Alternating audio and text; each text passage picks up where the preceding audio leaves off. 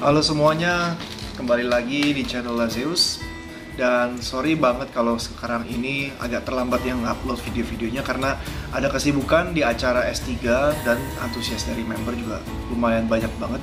Dan untuk menjawab pertanyaan-pertanyaan member nih, member yang masih awam mengenai koin. Jadi di sini saya mau kasih penggambaran sedikit mengenai apa itu kripto ya, dan penjelasan sedikit aja deh mengenai kripto. Jadi kripto itu adalah digital currency yang bisa digunakan untuk kita transaksi atau bisa juga sebagai penyimpan nilai. Jadi di sini beberapa dari kita nih biasa kan kita nyimpan berupa apa? Berupa emas, berupa tabungan atau berupa deposito. Nah, di digital currency seperti ini atau namanya cryptocurrency, kita bisa menyimpan dan pertumbuhan nilainya itu sangat eksponensial. Dan banyak banget cerita yang memang kripto ini sangat fluktuatif banget, naiknya cepat, turunnya juga cepat banget. Nah, di sini kalau misalkan saya rencana sih mau bikin ini sebagai serial ya, ini serial mengenai edukasi sedikit lah mengenai kripto dan bagaimana cara membeli, transaksinya juga gimana, dan beberapa kripto yang saya beli sendiri gitu. Jadi ini sebagai sharing aja, ini bukan financial advice ataupun ajakan untuk beli ya. Jadi ini cuma sharing-sharing aja. Mohon pelajari dulu koin-koin apa yang baik. Jadi harus do your own research dan jangan ambil mentah-mentahnya. Jangan mentang-mentang oh yang ini dibicarain ini banyak banget, itu langsung diambil. Kebanyakan sih akan berujung dengan efek negatif ya kalau seperti itu. Oke, jadi kita mulai aja langsung. Yang belum tahu apa itu S3 bisa cek link di berikut ini ya. Ini akan ada tampilan untuk perkenalan apa itu S3. Jadi kalau yang penasaran, silahkan cek aja link ini. Oke. Pertama, apa itu sih kripto? Kripto ini adalah suatu mata uang digital yang pertama kalinya itu adalah si Bitcoin. Bitcoin ini diciptakan oleh Satoshi Nakamoto. Ini sih namanya juga pseudonym ya. Jadi bisa jadi juga nama samaran, dan dia diciptakan sebanyak 21 juta. Awalnya di kripto ini 0,0018 kalau nggak salah, terus sempat naik ke 0,008, dan awalnya memang dibagikan secara gratis. Jadi benar-benar nggak ada, bisa dibilang ya nggak ada nilai lah. Nah, udah gitu nilainya nih perlahan-lahan dia naik, dan sampai sekarang detik ini kriptonya Bitcoin ini sudah bisa mencapai $67.000. Dan total nilai value-nya Bitcoin ini dia setara dengan lebih besar dibandingkan dengan 3 bank teratas di Amerika. Digabung ya, JP Morgan, terus apalagi lupa itu ada beritanya di di website. Nah, jadi bisa dilihat ya, jadi perkembangan kripto ini sangat-sangat luar biasa banget. Dan bukan cuma Bitcoin, tapi ada lagi yang ETH, Binance, dan juga ada yang banyak banget lainnya. Nah, dulunya juga saya skeptis banget mengenai kripto, karena saya juga merasa, apaan sih kripto ini kan nggak ada apa-apa ya. Dia fisiknya juga nggak ada, terus dia punya nilainya juga itu hanya berupa angka di komputer, gitu, sesuatu yang masih asing di pikiran saya sendiri. Tapi berjalan ini, kita udah mulai melihat banyak di Indonesia seperti Indodax tumbuh, lalu ada toko kripto, Binance tumbuhnya juga gila-gilaan banget sekarang, dan juga exchanger yang di luar seperti Get.io, Huobi, Hotbit, lalu Coinbase, itu mereka juga pertumbuhannya sangat luar biasa banget. Dan itu memicu pemikiran saya nih, apa ini memang sesuatu yang kira-kira berpotensi banget nih untuk ke masa depan, dan ternyata memang betul. Jadi ini ada yang istilahnya namanya leapfrogs. Jadi leapfrogs itu adalah lompatan teknologi yang kita bisa, bukan cuma teknologi tapi lompatan berbagai kemajuan ya. Jadi bisa jadi kemudian hari nanti para petani yang mereka nggak ada rekening bank, mereka bisa bertransaksi menggunakan kripto. Karena apa? Karena kripto ini sifatnya desentralisasi. Artinya apa? Artinya nggak ada yang satu tangan memegang secara khusus di tengah atau di pusat. Tapi ini kita berperan sebagai blockchain atau sambungan dari informasi. Sambungan blockchain ini adalah sambungan informasi atau informasi transaksi yang terjadi di semuanya. Jadi kita nggak memerlukan suatu titik pusat untuk memfilter atau mengawasi secara keseluruhan gitu. Jadi kalau misalkan desentralisasi itu kita akan lebih bebas dan semuanya akan lebih setara dan lebih gak ada hambatan, lebih cepat dan lebih murah juga. Itu yang paling penting. Oke, jadi di mana biasanya saya membeli kripto? Saya biasanya beli kripto di Binance atau di toko kripto. Dan juga ini sekarang juga ada juga udah mulai masuk ke Indodax. Dan untuk yang di luar itu ada lagi Get.io dan Hotbit dan juga Huobi Global. Jadi banyak banget ya. Nah, kalau misalkan yang di luar itu yang tadi saya sebutkan, Get.io atau Huobi itu memang dari China. Itu kalau nggak salah itu dari China. Dan seperti yang kita tahu, China itu nge-ban Bitcoin atau cryptocurrency semuanya. Tetapi di sisi lain, China ini hampir bisa dibilang salah satu pemegang Bitcoin terbesar. Nah, ini nggak tahu ini apakah pemerintahnya atau dia mungkin ada bandar besar di sana atau kumpulan dari orang-orang yang memegang, tapi mereka hoarding juga, mereka menyimpan juga Bitcoin. Dan artinya apa? Artinya potensi ke depan itu sangat luar biasa. Karena apa? Karena negara sudah mulai mengadopsi yang namanya cryptocurrency. Ini udah terjadi juga di El Salvador. El Salvador itu ada bank ATM Bitcoin yang bisa ditarik oleh penduduknya. Dan juga sekarang ini juga ada lagi yang namanya mulai kalau nggak salah di Brazil ya, Brazil atau Paraguay atau Uruguay gitu, yang mulai mengadopsi mengikuti jejaknya El Salvador. Nah, di Hotbit atau Huobi atau Get.io itu kebanyakan koin-koin micin. Artinya apa? Artinya koin alternatif.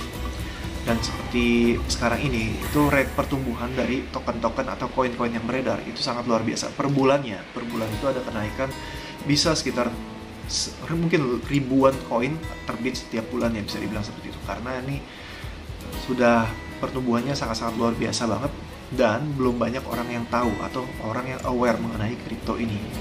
Jadi kalau misalnya udah mulai banyak orang perlahan-perlahan tahu, itu sangat-sangat luar biasa banget. Kedepannya itu jumlah koin itu terbatas, sedangkan jumlah jumlah rupiah atau jumlah mata uang itu bertumbuh bisa dicetak sebanyak mungkin selama perusahaan atau negara mau cetak.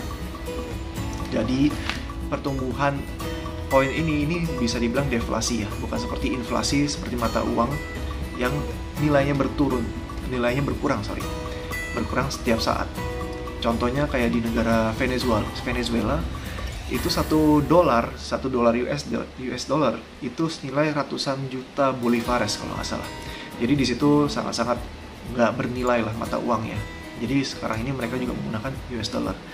Nah, kripto ini bertujuan untuk menangani hal seperti itu. Jadi kestabilan harga itu dipegang secara komunitas atau secara blockchain, desentralisasi atau bahasa kerennya di sini DeFi, desentralisasi finance. Jadi apa bedanya koin micin atau altcoin dengan koin-koin yang biasanya yang standarnya? Jadi kalau untuk altcoin ini kan memang baru banget. Jadi mereka yang di listing baru dan projectnya ini sangat bervariasi banget. Ini nggak tertutup kemungkinan semua aspek kehidupan bisa tersangkut pautkan dengan cryptocurrency. Jadi contohnya, ini ada yang kripto namanya Arifa. Ini berhubungan dengan yang namanya travel. Jadi travel dia bisa beli tiket kereta, bisa beli tiket pesawat, bisa beli hotel, dan bisa beli segala macam untuk keperluan pariwisata. Arifa ini sekarang baru mulai naik daun ya. Mulai naik daun, tapi di awal-awal dia sempat batuk-batuk juga. Di sini nanti ada chartnya juga sedikit. Di sini si Arifa ini juga berpotensi menjadi salah satu sektor yang bisa tumbuh dengan pesat kalau misalkan untuk kita bisa melewati masa-masa COVID ini, karena setelah pandemi ini mereda, maka sektor pariwisata lah itu yang mengalami penumbuhan yang sangat luar biasa. Jadi saya juga sendiri ada taruh di Arifa di sini, memang nggak banyak, tapi mungkin aja kalau kita tahan ya sekitar 6 bulan atau 1 tahun kemudian itu bisa bertumbuh berkali-kali lipat. Nah, ini juga salah satu konsep yang dipegang untuk trader atau investor kripto ya.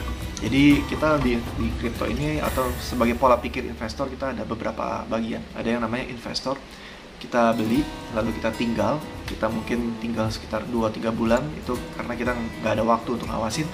Kita bisa pilih koin atau token yang memiliki project-project yang bagus dan jelas untuk di kemudian hari. Lalu bisa juga ada yang tipenya namanya scalper atau trader. Jadi trader ini kita beli di harga rendah, kita jual di harga tinggi. Nah, ini trader ini yang harus mengawasi. Jadi dia wajib mengawasi chart setiap waktu dan memiliki skill fundamental untuk membaca chartnya. Ada lagi yang namanya future trader. Futures ini lebih expert ya. Jadi untuk teman-teman, untuk yang baru mulai, jangan sentuh dulu untuk futuresnya ini, karena bisa kena yang namanya margin call. Margin call itu apa? Itu uang yang kita taruh di situ bisa habis kalau misalkan posisi yang kita ambil loss terus menerus sampai melewati batas marginnya. Nah, itu yang dinamakan margin call. Jadi sering banget terjadi, udah ada teman di grup Telegram yang nggak ngawasin, dia pasang stop loss. Akhirnya apa? Akhirnya uangnya langsung habis. Jadi itu mesti wajib banget hukumnya untuk dipasang stop loss ya. Kalau nggak mau uangnya habis begitu aja.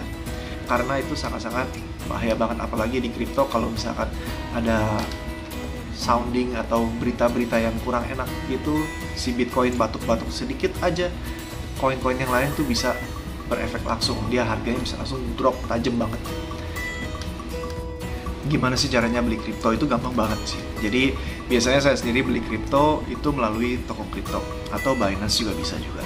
Jadi setelah kita daftar, melewati tahap pendaftaran, pengisian data, KYC atau Know Your Customer. Jadi biasa kita diminta untuk memfoto berserta ID kita ya.